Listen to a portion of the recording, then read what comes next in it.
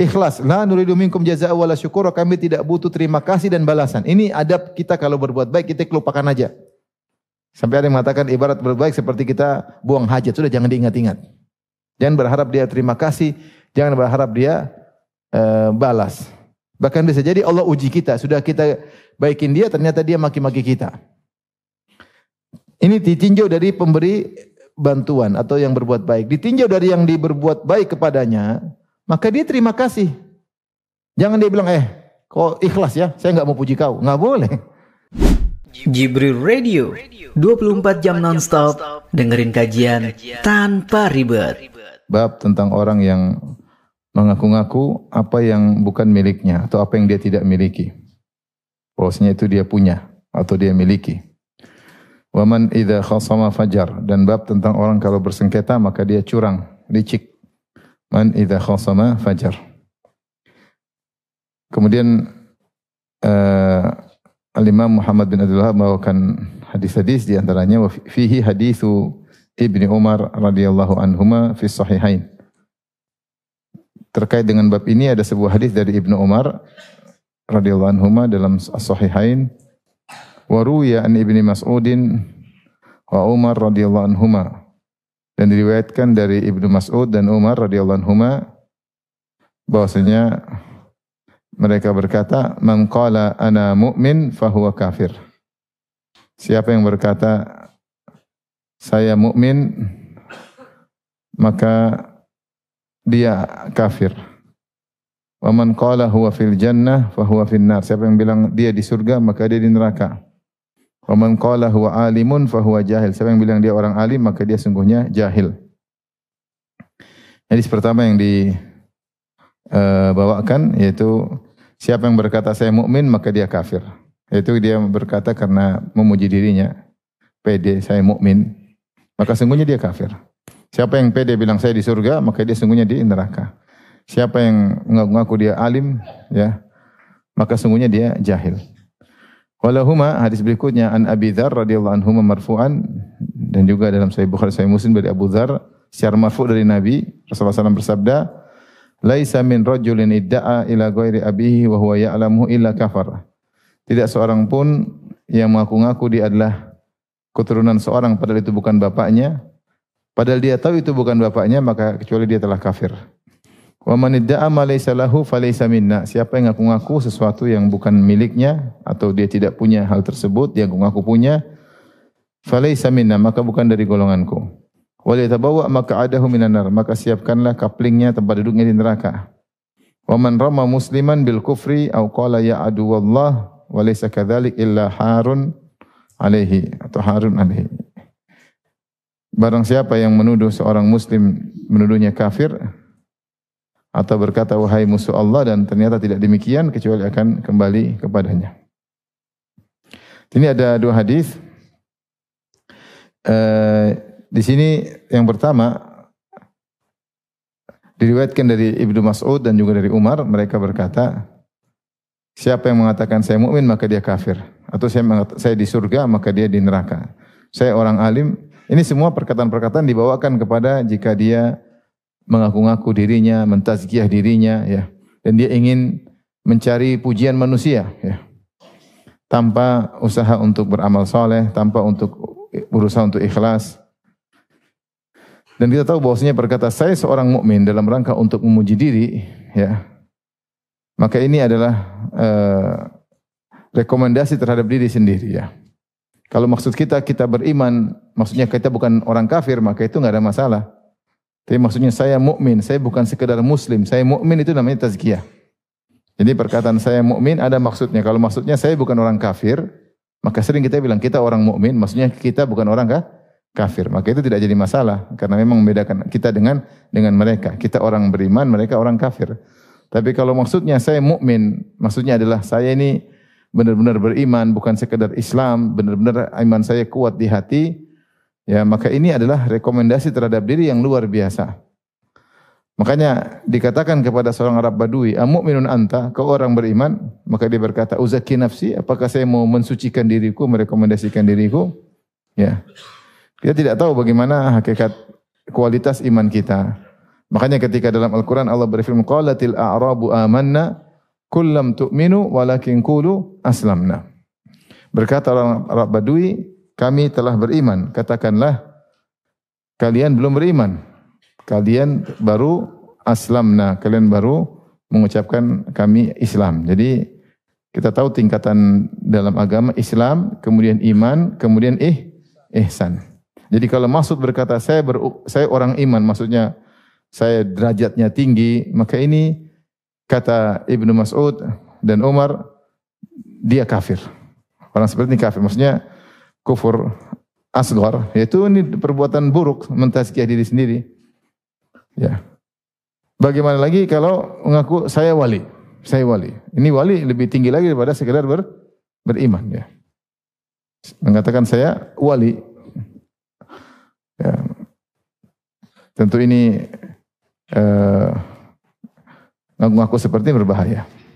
Apalagi di balik pengakuan tersebut ternyata ada kepentingan dunia untuk menipu orang-orang bodoh sehingga orang-orang pada kagum kepadanya, memberikan hadiah kepadanya, dibilang saya wali, ya. Wali murid kali mungkin. Wali. Jadi ngaku-ngaku seperti ini berbahaya. Seorang, ya, kata Allah, fala tuzakku anfusakum. Jangan kalian merekomendasikan diri kalian. Wa alamu biman ittaqa. Allah lebih tahu mana yang lebih bertakwa. Allah lebih tahu mana yang bertakwa. Lihatlah bagaimana para salaf, mereka tidak merekomendasikan diri mereka sendiri. Lihatlah contoh Umar bin Khattab radhiyallahu anhu yang sudah dipuji habis oleh Nabi, luar biasa dengan pujian setinggi langit. Nabi mengatakan Umar fil jannah, Umar di surga. Rasulullah mengatakan innallaha wada'al haq ala lisani Umar yantiqu bihi. Allah meletakkan kebenaran di lisannya Umar dan menjadikan Umar berbicara dengan kebenaran tersebut. Rasulullah juga berkata, "Lau kana al-anbiya'u ba'di lakana Umar." Kalau ada nabi setelahku, tentu nabi tersebut adalah Umar. Rasulullah SAW juga berkata, "Ma laqiyaka syaitan salikan fajjan illa salaka fajjan ghaira fajjik." Tidak ada setan melihat kau jalan satu jalan kecuali setan cari jalan yang lain. Luar biasa. Kalau sebagian kita jalan bukan setan jauh, setan malah mendekat. Dari depan, dari belakang, kanan, kiri. Ya, kalau Umar jalan, setan kabur. Ya. Dan Umar berapa kali punya ide dalam Al-Quran, ada yang mengatakan 8 kali dia punya ide, turun ayat menyepakati ide Umar radhiyallahu taala anhu. Rasulullah pernah bilang, saya masuk ke surga, saya lihat ada istana, ya tiba-tiba ada seorang wanita di luar, kemudian masuk. Ya. Kemudian saya bertanya, ini istana milik siapa? Ini milik Umar. Saya mau masuk, saya enggak jadi karena saya ingat kau pencemburu wahai Umar. Kata Rasulullah, kata Umar, masuk aja ya Rasulullah. A'alaika agar. Emang saya cemburu sama engkau ya Rasulullah. Masuk saja kata Umar. Jadi Rasulullah bilang Umar sudah punya surga di istana di surga. Pokoknya begitu banyak pujian kepada Umar. Tetapi ketika ada seorang dan dia ditikam ketika jadi imam, bayangkan jadi imam, salat subuh ditikam dengan 3 tikaman. Kemudian setelah dia mau meninggal, ada yang datang memuji-mujinya. Engkau begini, engkau begini, engkau begini, engkau begini. Kata dia, kafafan lali wala alayya. Saya hanya berharap impas. Pujian-pujianmu itu saya berharap adalah impas bagiku. Tidak mendukungku dan juga tidak menjatuhkan aku. Itu dia tidak merasa bangga. Dia tidak merasa bangga dengan itu semua. Ini ciri-ciri para sahabat. Sehingga kita dapati mereka meskipun direkomendasi oleh Nabi SAW dengan banyak rekomendasi, mereka sangat takut dengan Allah. Dan mereka tidak merasa hebat, ya, tidak merasa hebat. Bahkan ketika Rasulullah menyebutkan nama-nama orang-orang munafik kepada Hudzaifah bin Yaman, maka Rasulullah meninggal dunia, hanya ada nama-nama khusus yang Rasulullah kasih tahu kepada Hudzaifah. Maka kalau ada orang meninggal setelah wafatnya Nabi, Umar lihat Hudzaifah. Kalau Hudzaifah salatkan berarti bukan orang munafik. Kalau Hudzaifah Ibnu Yaman radhiyallahu anhu tidak mau salatkan berarti ini orang apa? Munafik. Sampai Umar lihat. Kemudian Umar bertanya kepada Hudzaifah, "Hal sammani ya wahai Hudzaifah, Rasulullah sallallahu alaihi wasallam, ya, apakah Rasulullah pernah menyebutkan aku di antara deretan nama-nama orang munafik?" Kata Hudzaifah, "Tentu tidak." Ya. Artinya tidak merasa pede, ya. Tidak merasa pede, ya. Oleh karenanya orang beriman, ya, memiliki sifat khasyah, takut kepada Allah Subhanahu wa taala. Sehingga mereka jauh dari merekomendasikan diri mereka sendiri. Jadi kalau orang suka muji diri sendiri, saya wali, saya mukmin, saya di surga. Nanti saya ngajak kamu juga masuk surga, bukan saya aja. Kamu juga saya ajak. Subhanallah. Kata Umar, yang bilang dia di surga berarti di mana? Di neraka. Karena terlalu pede. Umar aja tidak ngaku-ngaku saya di surga. Padahal sudah dibilang surga oleh Nabi SAW. Ya. Dan siapa ngaku saya orang alim, menunjukkan saya orang alim. Maka kata Umar dan Ibnu Mas'ud, ini orang jahil. Makanya Al-Hasan Al-Basri berkata, innal mu'min jama'a baina ihsanin wa makhafah. Orang mukmin itu mengumpulkan antara berbuat amal soleh dan takut dan khawatir. Wal munafik jama'a baina isah wa amnin. Adapun munafik mengumpulkan antara berbuat buruk dan merasa aman. Ya. Bagaimana dengan orang-orang sekarang yang mengaku kita pasti masuk surga? Dan ini adalah akidahnya orang Yahudi yang ngaku-ngaku pasti masuk apa? Surga. Wa qalu la yadkhulul jannata illa man kana hudan aw nasara. Dan mereka berkata tidak akan masuk surga kecuali Yahudi dan apa? Nasara. Tilka amanihum, itu hanyalah angan-angan kalian. Wa qalatil yahudu wan nasara nahnu abna'ullah wa ahibba'uh. Berkata Yahudi Nasrani, kami ini adalah anak-anak Allah dan kekasih-kekasih Allah. Itu mereka mengatakan kami wali-wali Allah Subhanahu wa taala. Wa qalu lan tamassana an-naru illa ayyaman ma'dudah. Mereka berkata kalau kami masuk neraka cuma beberapa hari, aman.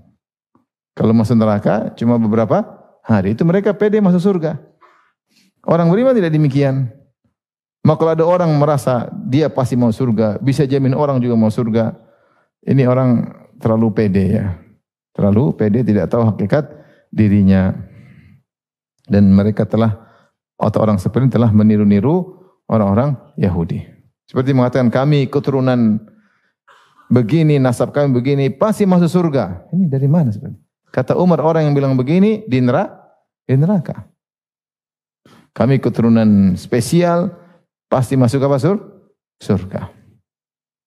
Kami adalah seperti ibarat emas, dari turunan emas, meskipun diletakkan di comberan tetap emas. Maksudnya kami melakukan maksiat, mau apa tetap aja kami keturunanmu mulia. Jadi mereka buat logika-logika seperti ini sehingga melegalkan mereka, memudahkan mereka untuk bermaksiat. Mereka emas dilempar comberan, berubah atau tidak? Tidak, itu emas. Kalau mau kamu dirubah, emas lempar comberan berubah. Kalau emas enggak, tapi kalau kamu berubah. Mau keturunan siapapun, kalau tukang maksiat berubah. Baik, kemudian dalam hadis laisa min rajulin idda'a ila ghairi abihi wa huwa ya'lam illa kafar. Tidak ada seorang pun yang mengaku dia adalah keturunan selain bapaknya, ya, dia tahu itu bukan bapaknya, saya keturunan dia, saya dari bani ini, padahal bukan, padahal dia tahu itu bukan bapaknya, itu bukan sukunya, maka dia telah kufur, itu kufur asghar.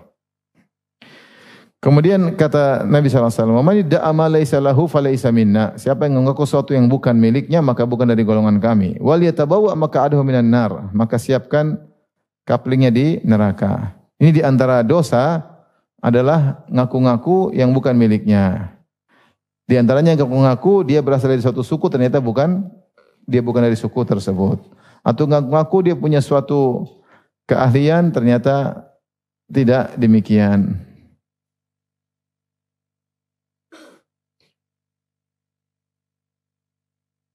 Makanya di antara sifat orang Yahudi juga yang Allah sebutkan dalam surat Al-Imran, wa yuhibbuna ayyuhmadu bima lam yaf'alu. Mereka suka dipuji dengan apa yang tidak mereka kerjakan. Rasulullah SAW bersabda, al-mutasyabbi' bima lam yu'tah kalabisi thawbai zur. Seorang yang bergaya dengan apa yang tidak dimiliki olehnya, tidak diberikan kepadanya, maka seperti memakai baju dua kedustaan. Maksudnya apa? Dia mengesankan dirinya alim padahal tidak alim. Dia mengesankan dirinya hafiz padahal tidak hafiz misalnya, bukan hafiz Quran misalnya. Ya. Dia mengesankan dia telah membaca sekian kitab padahal cuma baca judulnya doang. Namanya mengesankan. Sehingga dia bergaya di hadapan orang dengan sesuatu yang tidak dia miliki. Maka ini dia seperti memakai dua baju kedustaan. Dia mendustai dirinya dan mendustakan orang lain, menipu orang lain. Dia tahu dia tidak begitu dan dia menipu orang lain. Dan orang seperti ini terkadang dia ingin pamer sehingga dia menggabungkan dua dosa. Pertama dosa dusta, kedua dosa riya. Dia meriakkan sesuatu yang tidak dia miliki. Yang tidak dia lakukan. Saya yang telah begini, saya yang telah padahal tidak lakukan, dia bohong. Maka dosanya lebih parah dari sekedar riya. Riya plus bohong. Maka seorang jangan sampai menggambarkan kepada orang lain bahwasanya dia suatu yang wow, dia hebat, padahal dia tidak demikian. Tidak perlu seperti itu.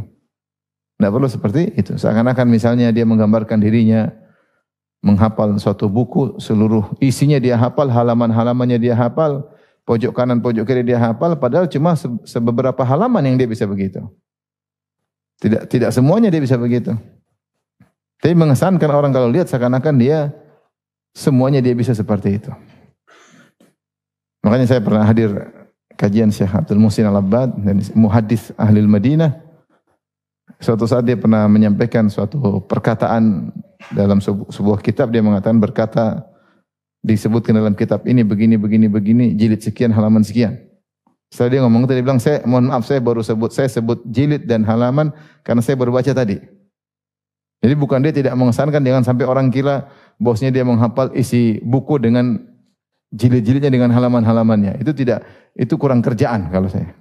Ngapain kita ngapalin apa? Itu enggak perlu, yang perlu kita konten yang ngerti. Tapi kalau buku ini saya hafal ini jilid sekian, halaman sekian, itu tidak penting. Artinya sesuatu yang tidak begitu faedah. Makanya supaya tidak disangka dia seperti itu, maka dia jelaskan, saya sebutkan ini karena saya baru aja. Kalau baru baca kan masih ingat. Bukan berarti saya hafal. Maka seorang jangan mengesan pada orang lain bahwasanya dia lebih daripada yang hakikatnya dia sendiri. Akhirnya dia capek sendiri. Kalau dia sudah mengesan orang bahwasanya dia wow, dia harus menjaga itu. Padahal dia selalu dalam kondisi main drama. Padahal dia tidak begitu. Ini hanya meletihkan dirinya sendiri. Dan dia tetap berusaha untuk dipuji, disanjung dengan sesuatu yang dia tidak miliki. Ini penyakit seperti ini. Mengesankan hebat.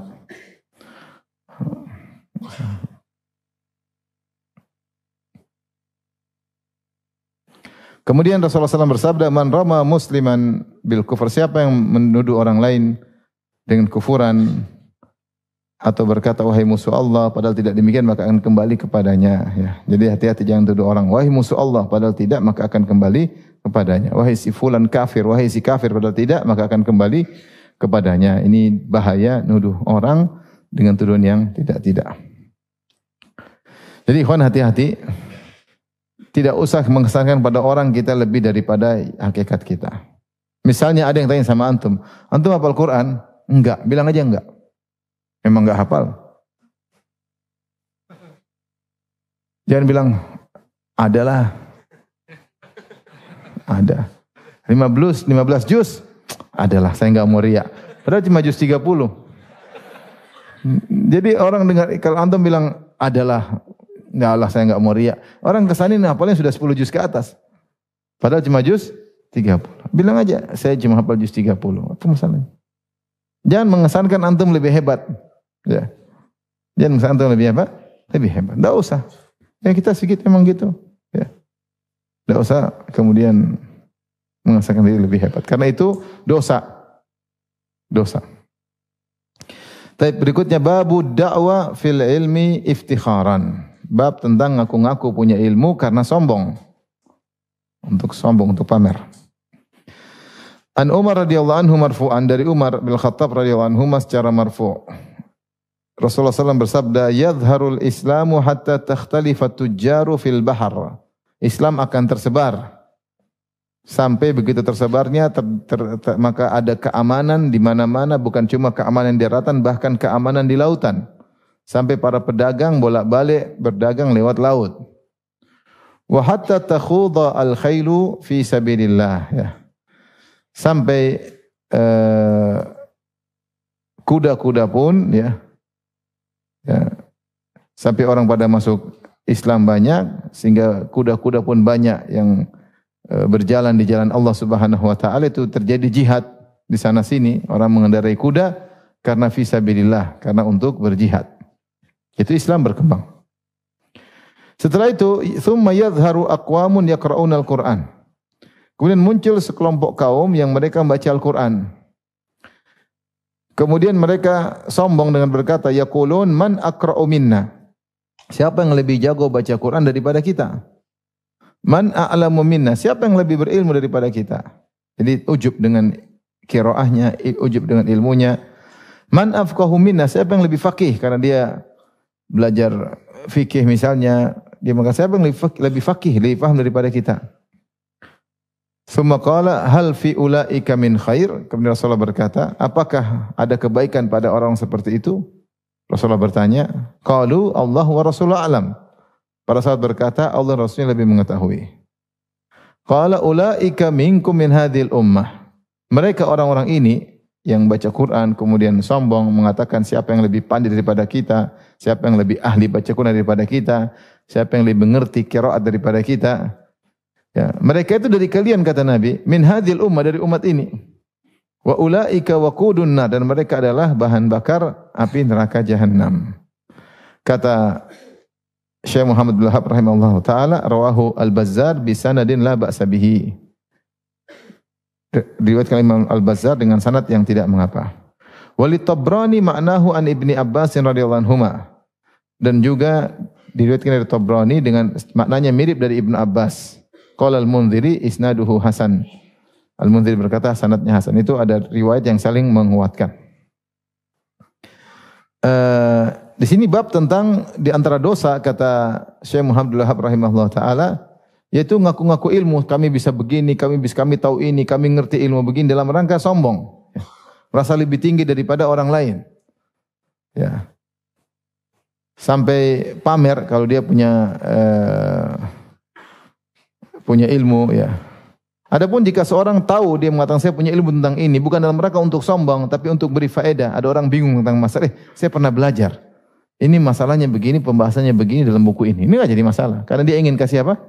Faedah kepada orang lain. Tapi kita bilang, oh itu masalah. Waktu saya masih kecil saya sudah bahas. Waktu saya sudah bahas. Jadi sombong, enggak boleh. Tapi kalau dia bilang, oh itu masalah saya tahu, masalahnya begini-begini dalam buku ini, hukumnya seperti ini. Dalam rangka beri faedah kepada orang lain, masyarakat membutuhkannya, maka tidak jadi masalah. Dulu para sahabat ada masalah, mereka kumpul tanya, ada yang tahu masalah ini? Sahabat sampai diskusi. Mungkin ada hadis yang ada yang didengar, sebagian tidak mendengar. Ya. Seperti Yusuf alaihissalam ketika dia ditawarkan menjadi pejabat, dia bilang, ini hafizun alim, saya bisa menjaga perbendaharaan harta Mesir dan saya punya ilmu tentang itu. Enggak ada masalah. Karena dia bukan untuk sombong, tapi untuk supaya diplotkan, diletakkan pada posisi yang tepat. Maka dia minta dijadikan sebagai menteri keuangan.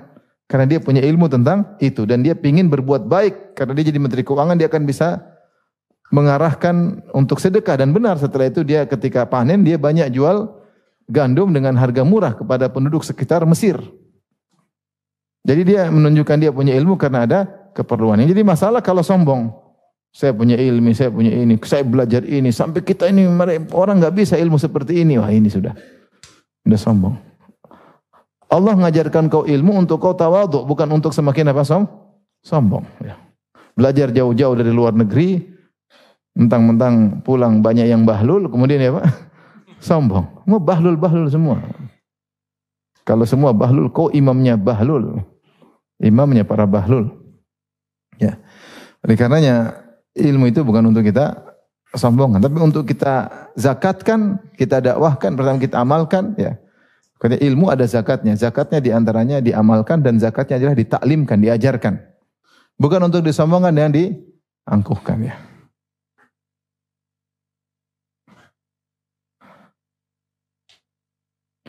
Makanya di sini kata Nabi SAW, Islam tersebar sampai para pedagang berdagang di lautan karena aman, sampai kuda-kuda bertebaran karena jihad fisabilillah. Maka setelah itu muncul orang-orang yang baca Al-Quran. Itu ahli baca Quran. Ya. mutqin kalau hafalan dan baca Quran. Ya. Sampai begitu bangganya dia mengatakan, siapa yang lebih ahli baca Quran daripada kita? Siapa yang lebih berilmu daripada kita? Siapa yang lebih faqih daripada kita? Sombong. Ya. Dalam Sahih Muslim, ya,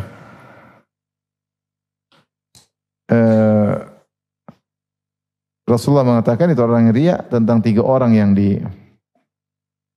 diazab di neraka Jahannam, di antaranya seorang allamal Quran liqal annahu qari, ya, qara al-Quran liqal annahu qari. Seorang yang baca Quran supaya dikatakan dia adalah qari, ahli baca Quran, ya. Man ta'allamal Quran wa 'allamahu. Padahal seharusnya siapa yang belajar Quran dan mengajarkannya adalah orang yang terbaik. Tapi ketika niatnya salah, sombong untuk dikatakan ahli baca Quran, maka dia justru yang masuk neraka duluan. Ya. Bahkan Rasulullah mengatakan, hal fi ulaika min khair. Orang seperti itu ada kebaikannya. Kata para sahabat, Allah dan Rasul lebih mengetahui. Kata Nabi, tidak ada kebaikannya. Mereka itu dari kalian, dari umat ini. Wa ulaika waqudhum waqudun nar. Mereka itu adalah bahan bakar api neraka Jahannam. Karena penghuni neraka Jahannam itu kalau penghuni neraka dimasukkan di neraka, maka dia dibakar oleh api. Ketika dibakar oleh api neraka, dia juga membakar. Sehingga dia terbakar sekaligus membakar. Seperti kayu. Kayu kalau kita kasih api terbakar enggak? Terbakar. Dia juga membakar enggak? Juga membakar juga. Dia terbakar dan dia juga membakar. Makanya Allah mengatakan waquduhan nas wal hijarah. Neraka itu bahan bakarnya adalah api, adalah nas manusia dan batu. Manusia dan batu, ya. Maka siapa yang masuk neraka dia terbakar dan dia juga membakar. Kata Nabi mengerikan. Ini orang-orang ahli baca Quran ini ternyata subhanallah, ternyata bahan bakar api neraka Jahannam. Maka jangan sampai salah niat ketika seorang baca Quran, belajar tajwid, belajar hukum-hukum supaya dipanggil qari, supaya sombong dan angkuh. Ya, itu ilmu tajwid adalah ilmu untuk memahami Al-Quran, kalau sudah paham untuk diamalkan. Makanya berkata Fudail bin Iyad, innama unzilal Quran liyu'mala bih fattakhadhan nasu qira'atahu amala. Sungguhnya Al-Quran diturunkan untuk diamalkan. Sementara orang-orang menjadikan amal Quran itu dengan membacanya saja. Ini salah. Membaca Al-Quran dengan tajwid itu amal yang bagus. Tapi bukan itu yang dituntut dari Al-Quran. Dari Al-Quran itu adalah kau memahaminya untuk kau amalkan. Bukan sekedar membaca. Nah, banyak orang membatasinya hanya pada sekedar membaca. Sehingga lalai dari memahami tafsirnya, apalagi mengamalkannya. Ya. Hasan al-Basri pernah mencela orang di zamannya. Hasan al-Basri zaman tabi'in. Sebagian ahli baca Quran di zamannya berkata. Ya, ada yang berkata, yaqulu ahaduhum, kata Hasan al-Basri. Ada yang berkata di antara ahli Quran, qara'tul Qur'ana kullahu falam usqit minhu harfan.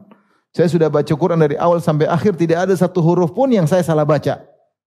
Itu semuanya sesuai dengan tajwidnya, dengan makhrajnya, dengan hukum-hukum tajwidnya lengkap. Itu tidak ada khata', tidak ada kesalahan.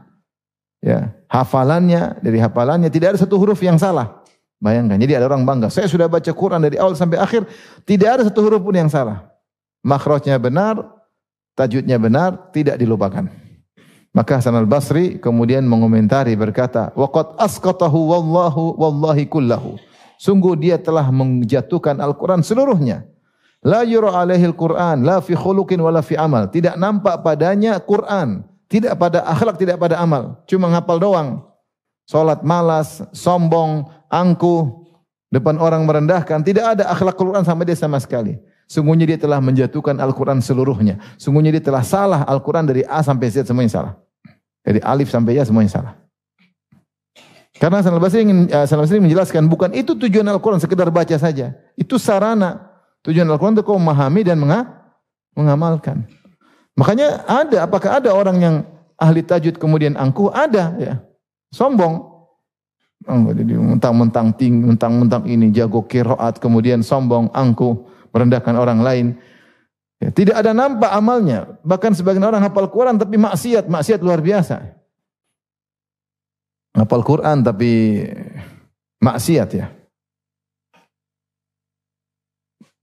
sudah ada di zaman Hasan al-Basri. Dia mengatakan orang ini hafiz Quran, satu huruf pun tidak salah, tapi tidak ada Quran sama sekali pada dirinya. Tidak ada pada amalnya, tidak ada pada akhlaknya.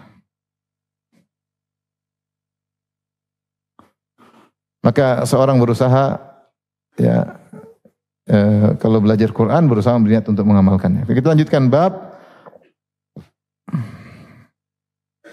babun zikru juhudin ni'mah. Bab tentang mengingkari kebaikan orang, mengingkari kebaikan orang.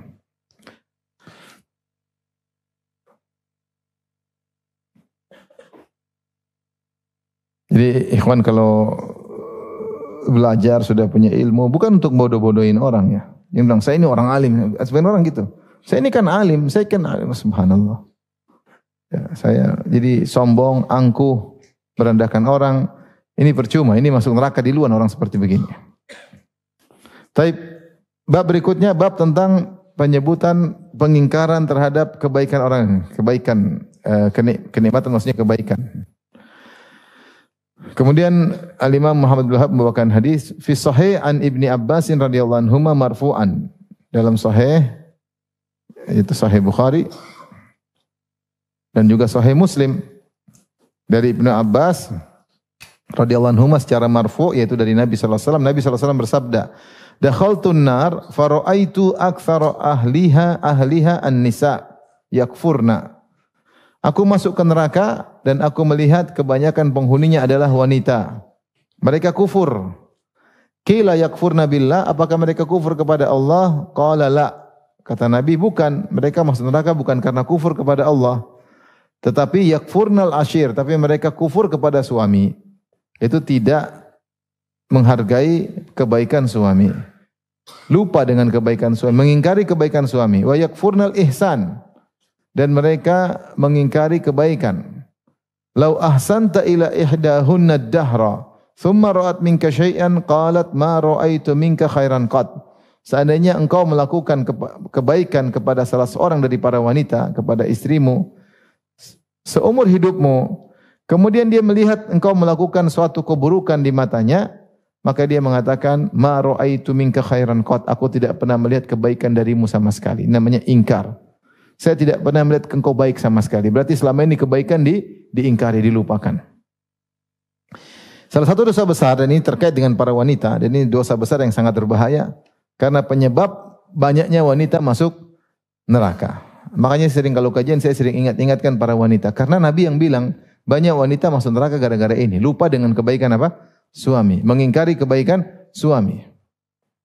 Seperti dalam hadis Rasulullah SAW ketika berkhutbah, Rasulullah SAW mengkhususkan maju ke barisan ibu-ibu. Kemudian Rasulullah SAW berkata, ya ma'asyaran nisa tasaddaqna, wahai para wanita bersedekah kalian. Fa inna kunna aktsara hatabi jahannam, karena kalian banyak penghuni neraka jahannam. Ada yang berkata, lima ya Rasulullah, kenapa kami wanita banyak penghuni neraka jahannam? Kata Nabi sallallahu alaihi wasallam, li anna kunna takfurnal ashir, karena kalian suka ingkar kepada kebaikan apa?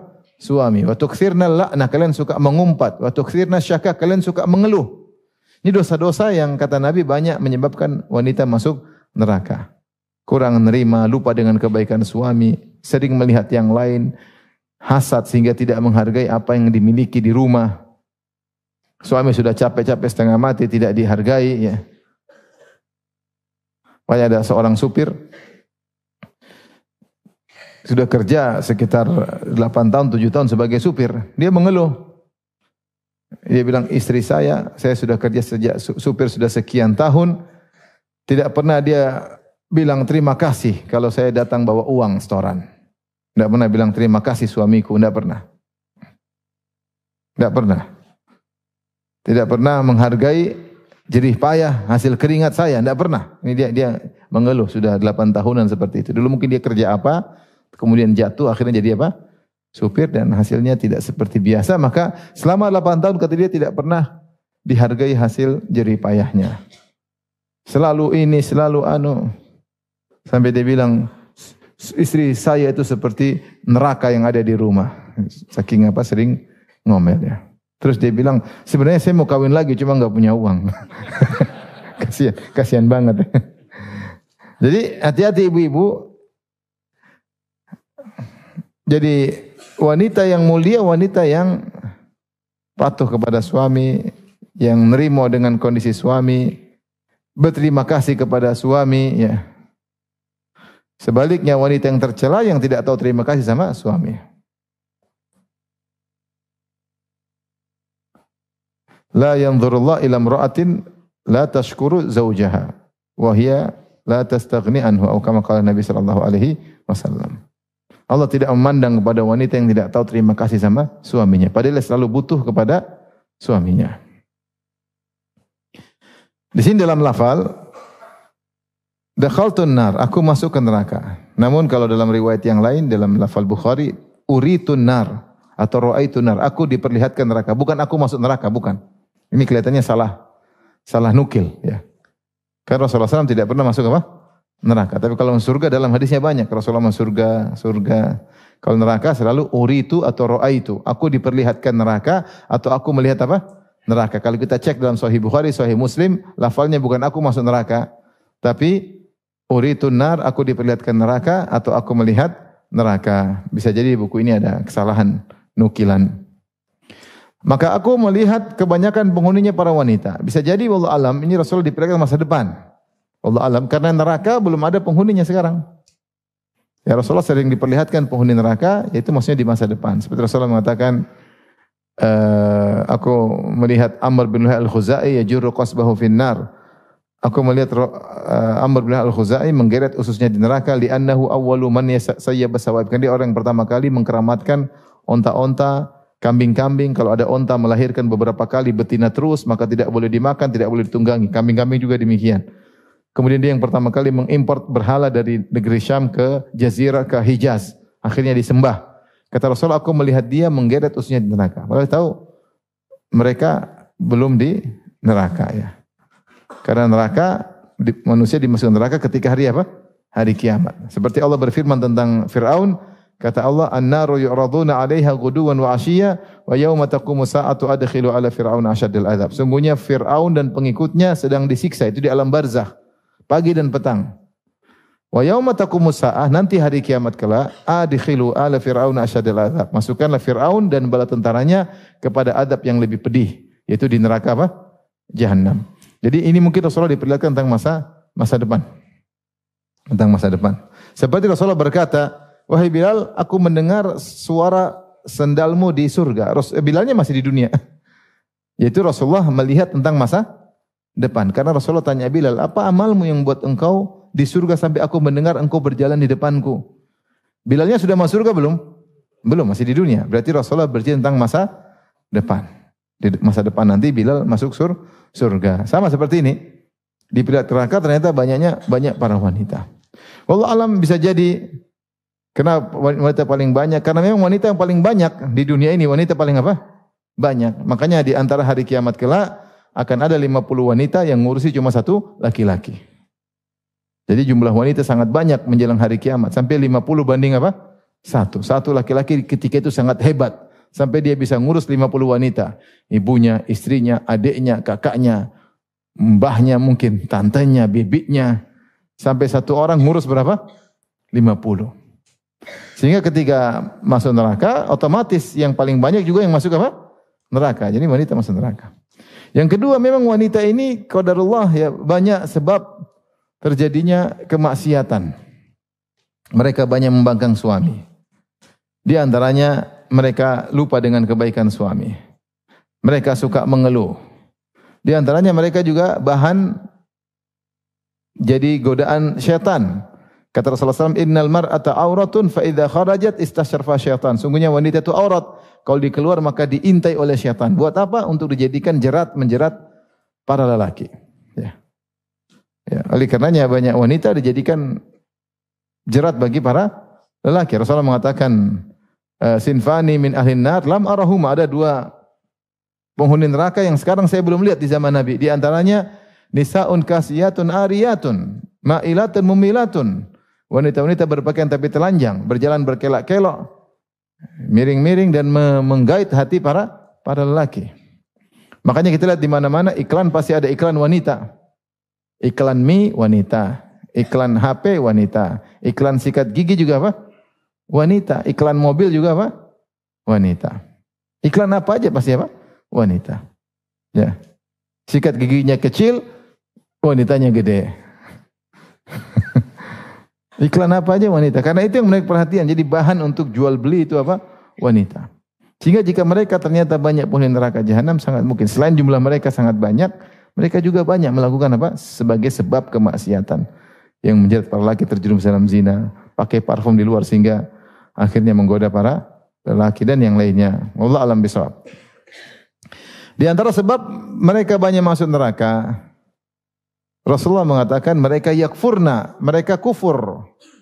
Maka ditanya, ya Rasulullah, mereka kufur kepada Allah? Kata Rasulullah, tidak, bukan kufur akidah, bukan. Tetapi yakfurnal ashir, yaitu kufur kepada suami. Yakfurnal ihsan, mengingkari kebaikan apa? Suami.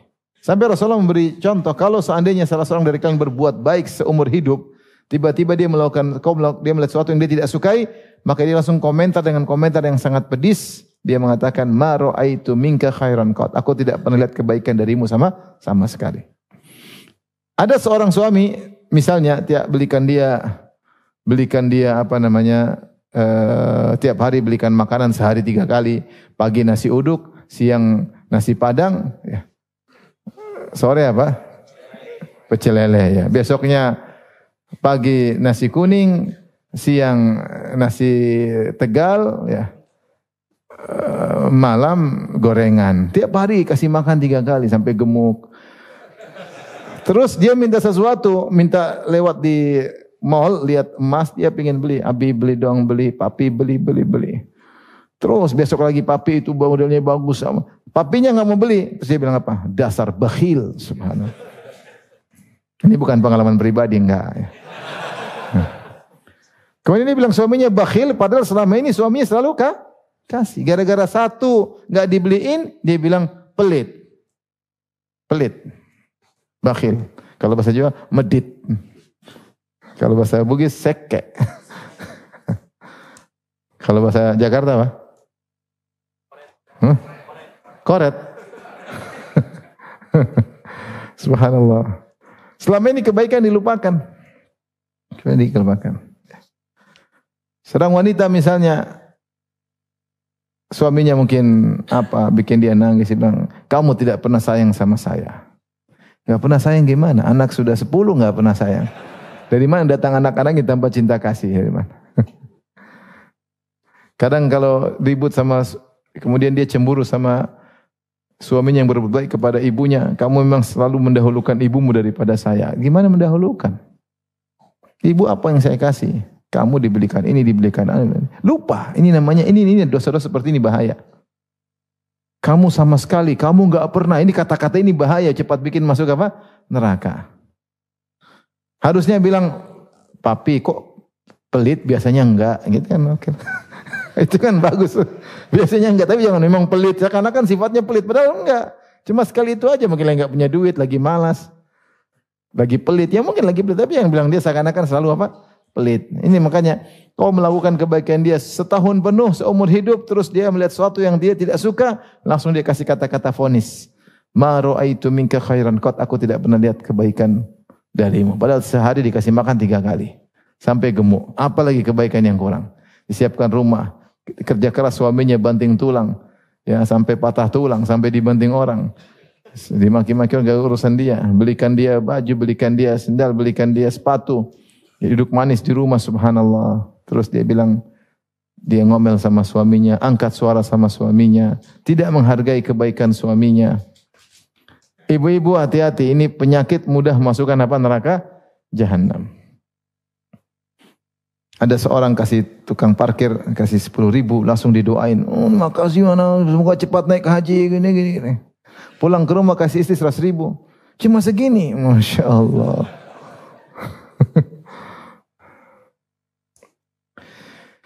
Kalau orang wanita pandai bersyukur, namanya bersyukur terima kasih. Terima kasih berbuat baik atau tidak. Kita kalau punya bos baik sama kita, kita hormat sama dia enggak? Hormat sama dia, sudah kerja keras buat kita. Ini suami sudah kerja keras, tidak dihargai, tidak dihormati, dimarah-marahin, direndahkan. Dan itu sebab utama wanita masuk neraka jahanam. Apalagi kemudian dia gibain suaminya.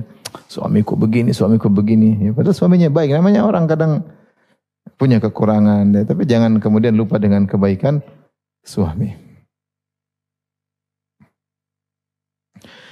Qala rahimahullah ta'ala, kemudian Syekh Abdul Wahab rahimahullah berkata, wa anna Abi Hurairah radhiyallahu anhu marfu'an, dari Abu Hurairah secara marfu', Rasulullah SAW bersabda, man la yashkurun nas la yashkurullah. Ya. Siapa man la yashkurin nasa la yashkurillah. Siapa yang tidak bersyukur kepada manusia, itu tidak berterima kasih kepada manusia, pada hakikatnya dia tidak berterima kasih kepada Allah. Sahih Tirmidzi wa qala hasanun gharib. Hadis ini disahihkan oleh Tirmidzi dan berkata hadis yang hasan. Ini di antara adab yang diajarkan dalam Islam. Kita bukan cuma disuruh bersyukur kepada Allah, tetapi juga berterima kasih kepada sebab, karena kebaikan tersebut meskipun dari Allah melalui sebab. Maka di antara bentuk kita terima kasih kepada sebab. Allah berkata tentang orang tua, anishkurli wali walidaika ilayal masir. Berterima kasihlah kepadaku dan terima kasih kepada kedua orang tuamu. Benar engkau ke aku yang ciptakan, Allah yang ciptakan. Tapi Allah ciptakan kita melalui kedua orang tua. Benar yang kasih rizki kepada kita bukan orang tua. Allah yang kasih rizki. Tapi Allah kasih rizki lewat kedua orang tua. Maka di antara yang diajarkan dalam syariat Islam, kita mensyukuri sebab juga. Ya, sebagai bentuk rasa terima kasih. Meskipun yang utama yang tentunya dengan bersyukur kepada Allah. Yang dilarang itu kita terima kasih kepada sebab, lupa kepada Allah, itu yang salah. Seperti Rasulullah mengatakan, atau di antara syirik, Ibn Abbas mengatakan laula, misalnya laula kalb, kalau bukan karena anjing itu mungkin pencuri sudah masuk. Seperti itu. Atau mengatakan kalau bukan ada nahkoda yang pintar mungkin kita sudah tenggelam. Kalau bukan pilotnya canggih mungkin kita sudah mati. Ini semua salah. Ya, harusnya kita bilang kalau bukan karena Allah, kemudian karena apa? Nahkoda, kemudian karena polisi, kemudian karena anjing tadi sehingga pencuri tidak bisa masuk. Kalau bukan karena Allah, kemudian karena sebab dokter mungkin kita sudah mati. Ya, jadi yang tidak boleh kita ingat sebab, lupa kepada Allah Subhanahu wa taala. Lupa. Ya. Yang benar kita bersyukur kepada Allah dan juga bersyukur kepada sebab. Itu yang diajarkan. Makanya Nabi memperingatkan, kalau ada orang tidak berterima kasih kepada sebab, yang kebaikan Allah lewat orang itu, lewat sebab tadi, maka dia sebenarnya tidak bersyukur kepada Allah Subhanahu wa taala. Baik, kemudian hadis berikutnya, wa an Jabir radhiyallahu anhu marfu'an, dari Jabir radhiyallahu anhu secara marfu'. Kata Nabi sallallahu alaihi wasallam, man u'tiya ata'an fawajad falyajzi bihi. Wa man lam yajid falyusni bihi. Fa inna tsana'a syukrun. Fa in athna faqad syakarahu wa man katamu faqad kafarahu. Dari Jabir radhiyallahu anhu secara marfu' Rasulullah SAW bersabda, siapa yang diberikan sebuah pemberian dari orang lain, kemudian dia mendapati yang bisa membalas setimpal, falyajzi bihi, maka dia balas setimpal. Seperti sabda Nabi SAW, man sana'a ilaikum ma'rufan fakafi'uhu. Siapa yang berbuat baik kepadamu, maka balaslah setimpal. Dan ini diantara sunnah. Kalau orang kasih kita buku, kita kasih dia buku. Orang kasih kita makanan, kita kasih dia makanan. Kita berusaha balas setimpal selama kita mampu. Supaya apa? Supaya kita tidak semakin kecil hutang budi sama orang. Kalau kita mampu, maka kita balas setimpal. Kata Nabi SAW, fakafi'uhu, balaslah dengan setimpal. Ya. Kalau tidak dapat malam yajid falyusni bihi. Kalau tidak dapat bisa balas setimpal, maka sebut dengan kebaikan orang itu telah berbuat baik sama saya. Fa inna tsana'a syukrun, sungguhnya pujian adalah syukur. Di antaranya falyad'u lahu, mendoakannya. Kita mendoakannya berarti kita bersyukur. Ya.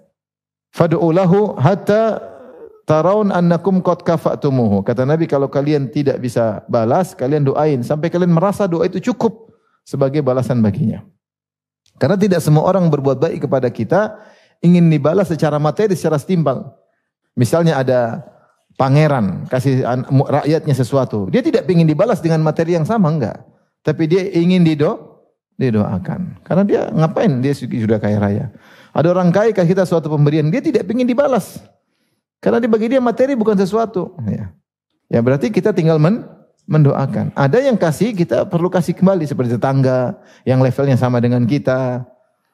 Maka seperti ini kita balas materi yang sama sebisa mungkin. Sebisa mungkin ya.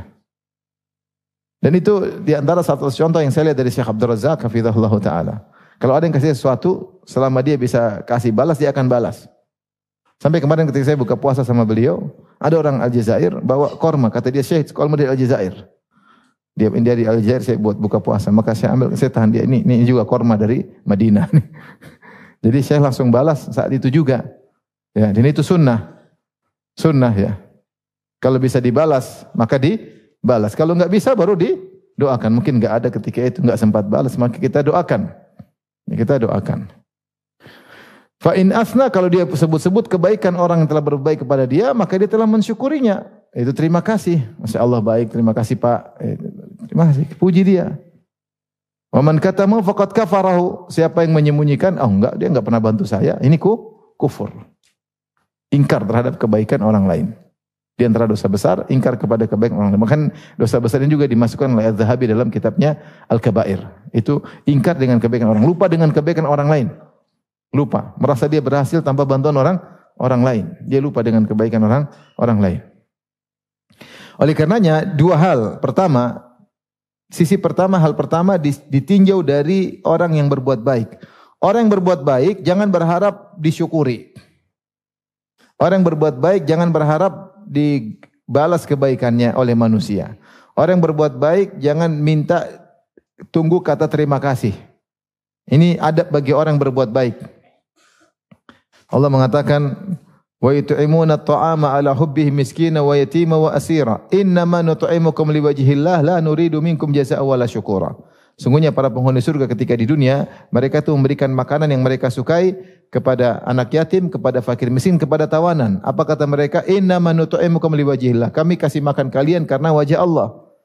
Ikhlas. La nuridu minkum jazaa'an wala syukura. Kami tidak butuh terima kasih dan balasan. Ini adab kita kalau berbuat baik, kita kelupakan aja.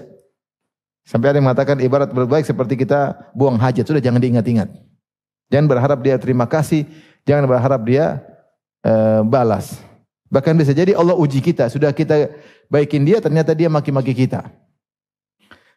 Ini ditinjau dari pemberi bantuan atau yang berbuat baik. Ditinjau dari yang berbuat baik kepadanya, maka dia terima kasih. Jangan dia bilang, kok ikhlas ya, saya enggak mau puji kau. Enggak boleh. Ya dia bilang terima kasih, adab dia. Urusan dia diperintahkan ikhlas, Allah yang suruh. Tidak usah kau ikut ngomong, tugasmu bilang apa? Terima kasih. Tugas mengatakan syukran, jazakallah khairan. Kalau bisa balas setimpal, balas setimpal. Kalau tidak mau balas setimpal, doakan. Atau mengatakan jazakallah khairan. Adapun orang tidak berterima kasih, terima bantuan seakan-akan tidak punya budi, tidak punya utang budi. Ini orang tidak tahu terima kasih. Sudah diantarin, sudah cuekin aja. Jadi dia tidak mau utang budi lah. Kalau kamu tidak mau utang budi, jangan minta bantuan. Kalau kau sudah minta bantuan, terima bantuan, harusnya kau berhutang budi secara otomatis. Ya, bilang terima kasih, syukran, jazakallah khairan. Menyenangkan orang yang bantu juga merasa didoakan, senang. Ya. Karena jangan pelit-pelit kita bilang apa? Jazakallahu khairan. Ini kalimat kita dapat pahala ngomong begitu. Bahkan kepada anak buah kita. Kita kalau punya pembantu kerja bagus, kita enggak ada salahnya bilang apa? Jazakillah khairan. Kita punya supir, dia bagus ngantar, kita bilang jazakallah khairan. Apa susahnya? Kita ada guru di murid, guru ngajar anak kita, meskipun kita bayar les. Kita sudah gaji, kita bilang jazakallah khairan. Apa salahnya? Dia sudah ngabisin waktu untuk ngurusin anak kita misalnya. Wallahu a'lam bishawab. Demikian saja apa yang kita sampaikan. Wabillahi taufiq. Assalamualaikum warahmatullahi wabarakatuh. Jibril Radio 24 jam nonstop dengerin kajian tanpa ribet.